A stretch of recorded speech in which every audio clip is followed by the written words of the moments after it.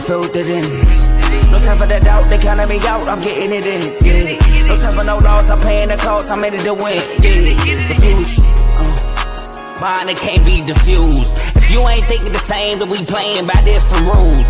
You can't see the vision, we living at different views. Until we complete the mission, keep getting up, never snooze. I walked a mile in my shoes, had the mind of a fool, chasing diamonds and jewels. Trust me, I was confused. Started minding my business and used my mind as a tool. Ended up finding my purpose and found the time to get to it. They told me I couldn't do it, they told me I couldn't make it. They sold it, could never break it. That's sadly mistaken. I need a piece of the pie, I want it so bad I can taste it. They told me like told me, keep on running toes, they gon' take them. Refuse to lose, built to win. Apply myself, I filled it in. No time for the doubt, they counted me out, I'm getting it in, yeah. No time for no loss, I pay for the cost, I'm winning to win, yeah. Refuse to lose, I'm built to win. Apply myself, I filled it in. No time for the doubt, they counted me out, I'm getting it in, yeah. No time for no loss, I'm paying the cost, I'm in it to win, yeah. Refuse. Welcome back to CTC. I'm your gracious host, Carl, and I'm back for another episode. And I normally got an intro, but the first game start in about 12 minutes, so I'm gonna just run through everything real quick. So please, first of all, like, comment, share, subscribe. It helps the channel, it helps the network, it helps my channel, CTC, by way of the Refuse to Lose Network. I'll get to the shows and everything at the end. I'll do poll talk at the end, because I want to start already, because we got a game in about, like I said, 10 minutes. We got Memphis at Navy today, 7:30 on ESPN. This is the Week 14 Weekday preview finale show. So I'm going over tonight's game and 7 games I got picked out for y'all tomorrow. And also, tomorrow I'm gonna come at y'all with an episode about bowl watch and scenarios for championship week, if I can find those. But for sure, I'm gonna come at y'all with a bowl watch episode. It won't go towards the record. I just want to, put a bowl watch episode out. So let's start though with Navy at Memphis. This game got some implications in the American Athletic Conference. If Navy wins, they have one loss in the American, and they're right there for a chance to play for it. Memphis wins, they're playing spoiler, with North Texas only having a loss, and South Florida only having one loss. So big game here for the Navy midshipmen. Memphis, I believe, are eliminated. They are just here to play spoiler. So actually, let me pull that up real quick to fact check everything I'm telling y'all. Let's see. Yeah, Navy is 6-1, Tulane 6-1, North Texas 6-1. Navy lose, they are out. Memphis is already eliminated. So boom. So Navy, stay ahead of the chains. You want to stay ahead of the chains with the option offense that they run now. They did show the ability to pass the ball. They showed the ability to have an explosive offense against South Florida. But all in all, you do want to stay ahead of the chains. You want to contain Brandon Lewis' legs. You definitely want to do that. You want to control the clock. Clock control is huge for the midshipmen. The more they stay on the field on offense, the better it is against that Memphis offense that has a bunch of athletes. You get them athletes off the field. So that's huge. And you want to convert on fourth downs, because they do like to go for it on fourth and shorts. You want to convert those fourth and shorts. And finally, you want to force turnovers if you are the Navy midshipmen. Now, if you're Memphis, you want to establish the run. You want to establish the run against this midshipman defense, You want to play gap sound defense, because you don't want to be out of assignment football, because if you do, that's when the big plays for an option style offense occur. So you want to make sure that you are doing everything to a T, because you don't want big plays to happen. Defend 4 downs, because Navy, they do like to go for it. They do like to go for it on fourth and shorts, and they do convert. So you got to be ready to defend for 4 downs. And you want to get Cortez Branham the ball and get Navy offense behind the chains. Now, I accidentally wrote down the wrong team. I'm going with Memphis. I wrote down Navy. My winner is Memphis, because Memphis has those athletes that is tough to stop for the Navy midshipmen. Now, I do think this becomes a high-scoring game. I do think Navy has athletes. These Memphis Navy games normally are good ones. I remember going back to what Blake Watson for Memphis had a day 2 years ago against Navy. These are normally good games. And I think this is another good game, but Memphis being at home, I think that Memphis edges them out. Like I said, man, they're here to play spoiler. And with that in that back pocket, I do think Memphis beats Navy tonight on ESPN. So that's my thought on this game. So I just wanted to get that out. Now, you know what? We'll just finish it and I'll talk about everything later. Next, we got Iowa at Nebraska. This game is 12 o'clock on CBS tomorrow. Now, Iowa comes into this one as 6.5-point road favorites in this rivalry game. This is a huge rivalry game. Now, no Big Ten implications on the line in this game. Both teams are eliminated from Big Ten championship contention. Both teams are eliminated from playoff contention. So this is just old-fashioned rivalry hate right here. So for Iowa, the road team, you have to stop the run. Dylan Raiola, he's out for the year. So they're going to be leaning on the run game of Emmett Johnson. You have to stop the run. Force third and longs. Again, no Dylan Raiola. So you got to force them third and longs. Getting off the field, putting the ball in the hands of a quarterback who's, he's played a couple games, but he's not Dylan Raiola. He's not the starter. So definitely you want to force third and longs. Next, you want to establish Kamari Moulton, the guy, the running back who's been the guy all year. Definitely want to establish him. Let's see, Mark Gronowski. Again, I say it every week. He has to be accurate. Mark Gronowski has to be accurate. So it's no different this week. And you got to run him.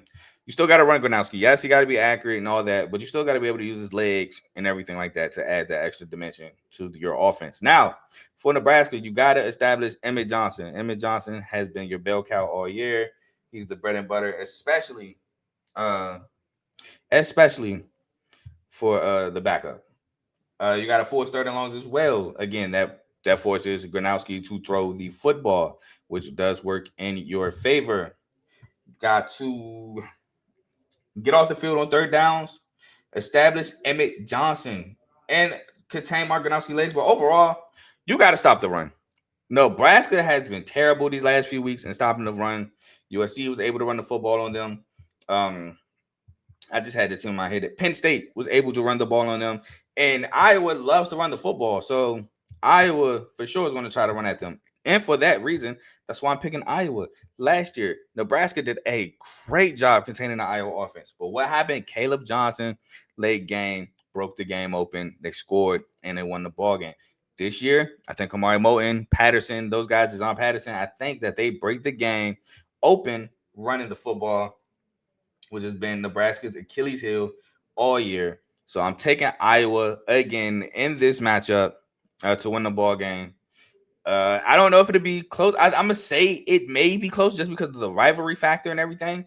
But if Iowa were to go out and win by 2 scores or more, I wouldn't be shocked. Just because, like I said, their ability to run the football and Nebraska's inability to stop the run is why I wouldn't be shocked if Nebraska absolutely gets boat raced here. Next, we have Ohio at Buffalo. Ohio comes into this one as 6.5-point road favorites. This is big for Ohio to keep their chances alive in the MAC championship contention. Buffalo is eliminated from MAC championship contention, losing to Miami of Ohio last week. So they're just here to play spoiler, just like Memphis is for Navy.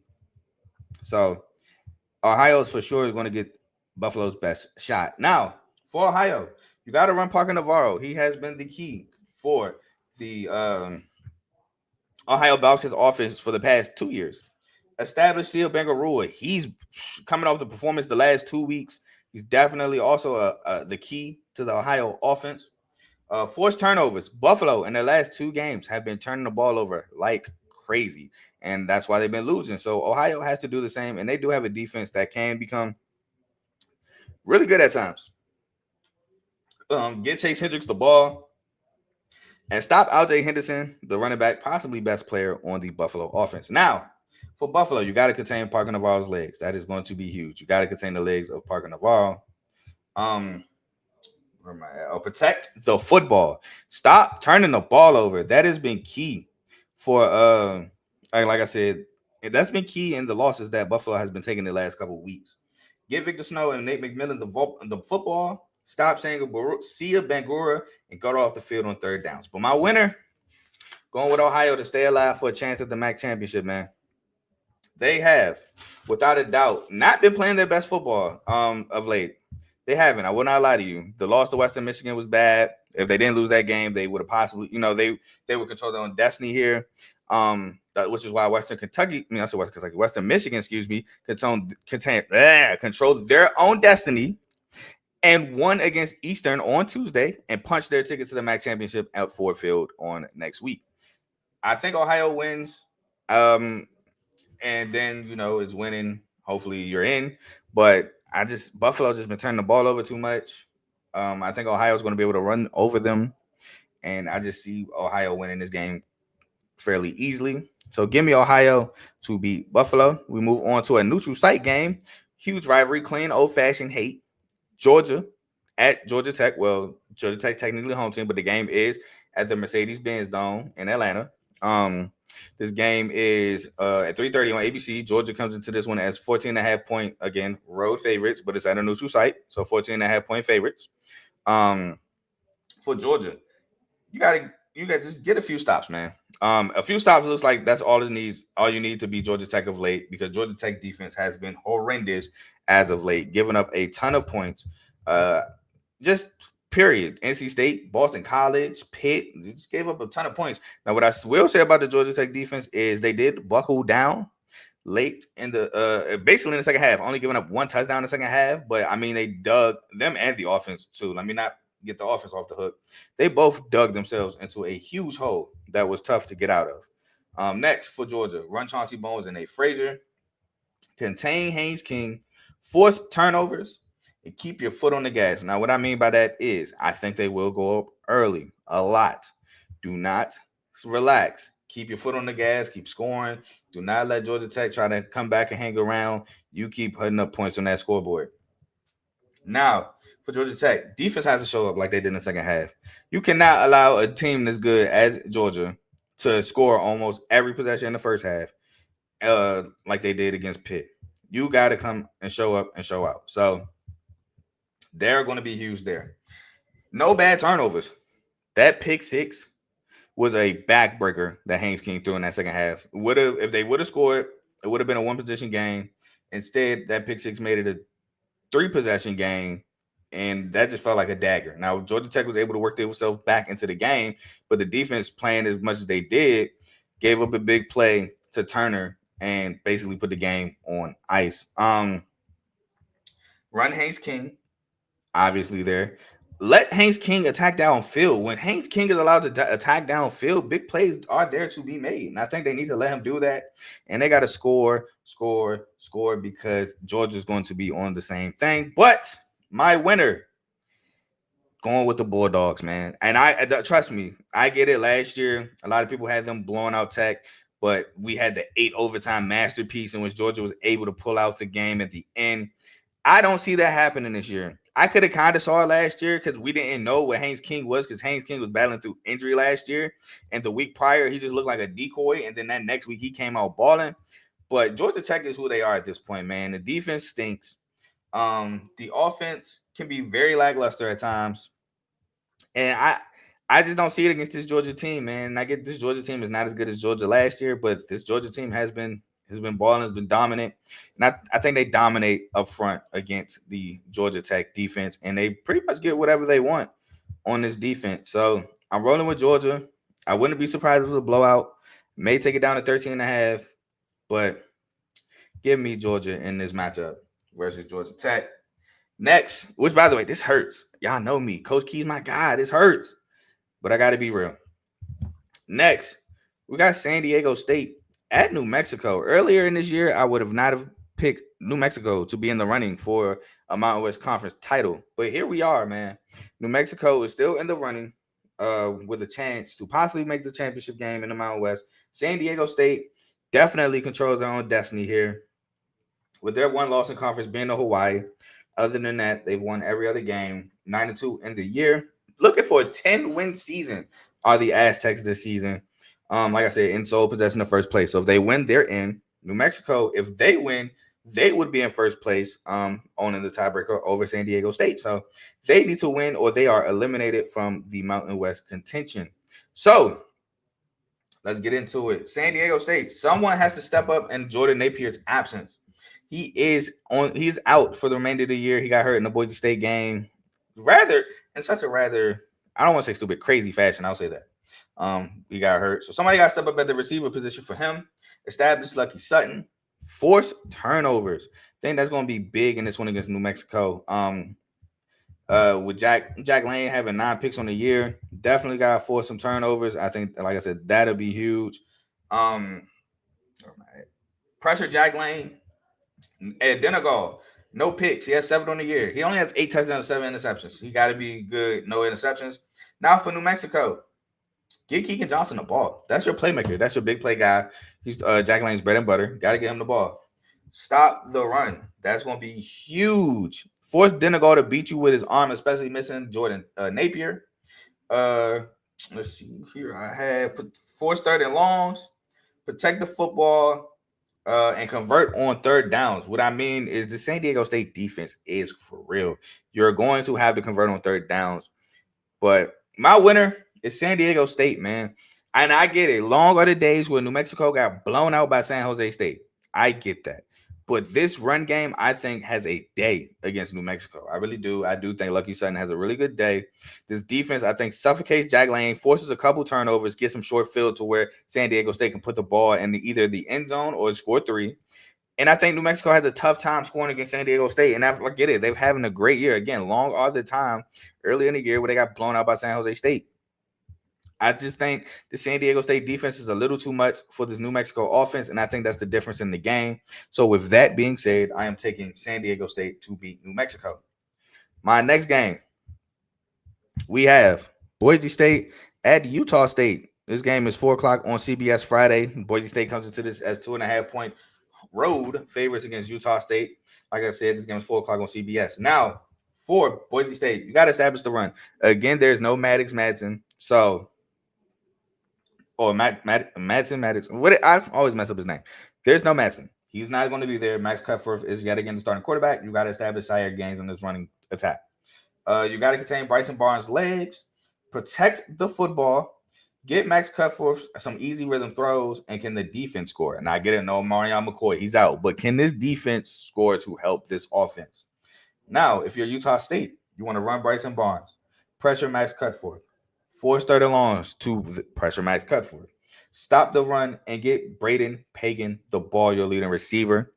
And for this game, I'm going with Utah State. Why am I going Utah State? Because I'm not really trusting Max Cutforth with the potential of the Mountain West Conference Championship game on the line. Which Boise State does have the potential to make by winning this Utah State game. They lose, they are out with 3 Mountain West Conference losses. They win, they have 2, and UNLV would have 2, which they beat UNLV, so they're on the tiebreak over them. San Diego State has 1. If they win, then they're, like I said, they're automatically in. So it'll be San Diego State, Boise State. San Diego State loses, however, it does get interesting. I don't know if they play New Mexico head up. I don't remember if they do. I'm going to check that right now. I don't want to say they do. New Mexico does have 2 losses. I know one of them is Utah State. Boise State lost to Fresno State. That's right. They did beat New Mexico. Okay. So, yes, Boise State would be in with the win no matter what. They're in with a win, even if New Mexico wins, because they do have the tiebreaker there. No, they're not. If New Mexico... It's tricky. Just know Boise State needs this win. But I'm taking Utah State, which will eliminate them from the Mountain West Conference. So I'm taking Utah State. Next, we have Texas A&M, 3rd-ranked Texas A&M at 16th ranked Texas. Now, Texas needs this game. Texas A&M undefeated. They win during the SEC championship. Obviously, they lose. It gets dicey. Texas, if they win, they may be in contention for the playoffs. If they lose, however, no playoffs, no SEC, no nothing. So this game is tomorrow, 7:30 on ABC. Texas A&M is 2.5-point road favorites coming into Austin. Now, if you're Texas A&M, you got to pressure Arch Manning, run Marcel Reed, establish Ruben Owens, get Kevin Concepcion and Mario Craven the ball, and stop the run. Those are my keys for Texas A&M. Now, if you're Texas, force turnovers. You need explosive plays against this Texas A&M offense. Even then, it might not be enough at South Carolina, but explosive plays go a long way, especially against this defense. Established Contravion Wisner. You need the good Arch Manning. Arch Manning has been Dr. Jekyll, Mr. Hyde this year. You need the good Arch Manning. And you need to force turnovers and contain Marcel Reed legs. That'd be huge as well. My winner, however, and I know Amari Daniels is doubtful. He may or may he's doubtful, so I'm assuming he's not playing. But my winner, it's tough. But I'm going Texas A&M in this tough environment. Both defenses are really good. But Marcel Reed so far this year has been playing on another level. And that's coming from a guy who hasn't been the biggest Marcel Reed fan. He's been playing on a high level. And I think against this Texas defense, with his ability to throw and run the ball, with his two weapons on the outside and Kevin Concepcion and Mario Craver, it's just a lot for this defense. And I do think that this defense will play well, but how well will they play, in my opinion, until it breaks? That's the question I asked about the Texas defense against the Texas A&M offense. And which Arch Manning will I get? That is another question I have for the Texas offense. I just have more questions of the Texas side of the ball than I do on the Texas A&M side of the ball, which is why I'm going with Texas A&M to win the ball game tomorrow night. And the last game we got for y'all is another rivalry. We have Arizona at 25th ranked Arizona at 20th ranked Arizona State. Friday, 9 o'clock on Fox. Now, Arizona comes into this game as 1.5 point road favorites in this rivalry matchup. So, for the Arizona Wildcats, you got to get Chris Hudson the ball, your best receiver. Establish Ishmael Mahdi. Contain Jeff Sims' legs, because that's what he loves to do. He loves to run the ball. Force third and long and force turnovers. Now, if you're Arizona State, you have to run Jeff Sims. He had over 200 yards in that win. What was that, 2 weeks ago? He broke the Arizona State rushing record for a quarterback. So you definitely got to run him. Protect the football. Jeff Sims is a turnover machine. He has been throughout his collegiate career. It hasn't reared his ugly head so much, but throughout his collegiate career, he has been a turnover machine. You got to protect the football. Establish Raleek Brown, who had 200 yards last week against Colorado. Get Jordan Tyson the ball, who is the best player, in my opinion, on the team, and pressure Noah Fida, the quarterback for Arizona. But my winner, I am going with the Arizona Wildcats in this matchup. I just trust Noah Fida to get the job done. I think Arizona's defense does a great job containing Jeff Sims' legs, forcing them to beat him with his arm. And I'm not a guy that prescribes to Jeff Sims beating a team with his arm. So I'm going to take the Arizona Wildcats to win this one. That is all the games I have for y'all today. We are going to, like I said, go in reverse order. We are going to go to Poll Talk, where I talk about the college football polls for a little bit. Now, 1 through 3 has stayed the same. Ohio State. Hold on, give me 1 second. Let me take this banner down. Ohio State, Indiana, and Texas A&M are 1 through 3. Actually, we'll say 1 through 5. Georgia's at 4, Texas Tech at 5. No problems here for me. 6, Oregon, jumping Ole Miss after a big win against USC. No issue from me. No issue for me at Ole Miss at 7. I really have no issues from 1 through 12. 1 through 15, I have no issue. Michigan at 9 and 2. They have been getting dubs. I mean, Northwestern one was ugly, but then you blow out Maryland on the road. A lot of people would put stock in that. I mean, Maryland hasn't won a game since what? Wisconsin. So there's that. Texas at 16, I'm not mad at. USC drops 2 spots to 17. You can't use the head-to-head matchup anymore. USC has the worst record. They're 8-3, Michigan's 9-2. So the head-to-head is out. So I'm not cool there. UVA at 18, kind of disappointed. I think a team that is possibly playing for the ACC championship should be higher in the rankings, but they don't have the name. That's what it is. So I'll say this. If UVA was in front of everybody, maybe at 15, maybe even at 14 above Vandy, would not be mad. 19, Tennessee. Y'all know how I feel about Tennessee. They have no good wins, and I think Vandy's – let me save that for myself. No good wins. So I don't even think Tennessee should be ranked. 20, Arizona State. Obviously, I think they should be in front of Tennessee. 21, SMU. 22, Pitt, which, I mean, they beat Georgia Tech last week, so they kind of deserve it. 23, Georgia Tech. 24, Tulane. And 25, Arizona. I really have no qualms with the top 25, to be honest with you. I think Tulane is the leader in the group of 5 if they win their conference to make the playoff. So them being ranked is cool with me. I don't see any other team that I would have ranked. Maybe JMU, maybe. But even then, I'm okay with them not being ranked. But for real, I kind of agree with the College Football Playoff Committee, to be honest. Maybe have UVA a little higher, in my opinion. as a team that's possibly going to win the ACC. But other than that, I'm pretty fine with the polls, to be honest. To be honest with you, and that's going to end the show. Now, like I said, we are a network. We do have shows. We do have the main show every Tuesday, Friday, 7 to about 8:30 ish, featuring Joe, Tomo, and Dave. We have Unfazed Tuesdays, 9 o'clock Eastern, 8 o'clock Central, featuring Joe and AJ. We have BWT Baseball with Teddy. We have FFC Fantasy Football with Coach Coombs, which no episodes for him this week.